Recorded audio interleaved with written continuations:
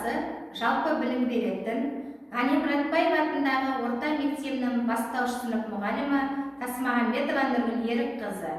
Абай Құнанбайұлы: мен жазбаймын өлеңді ермек үшін. Мен жазбаймын өлеңді ермек үшін. Жоқ барды ертегіні термек үшін. Көкірегі сезімді тіл орамды жаздым үлгі жастарға бермек үшін.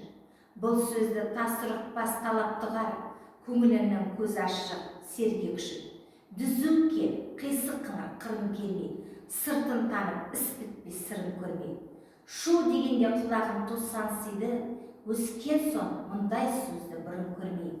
Таң аламын алдыңғы айтқан ұқпай, және айта бер дейді жұрт тыным бермей. Сөз айттым әзірет әлі айдаһарсыз, мұнда жоқ алтын ниет сарала қыз. Кәрілікті жамандап өлім тілеп, болсын деген жерім жоқ жігіт арсыз. Әсіре қызыл емес деп жиренбеңіз, түбі терең сөз артық бір байқарсыз. Арсыз, малсыз, ақылсыз, шаруасыз, елірмелі маскүнем байқалған ғой.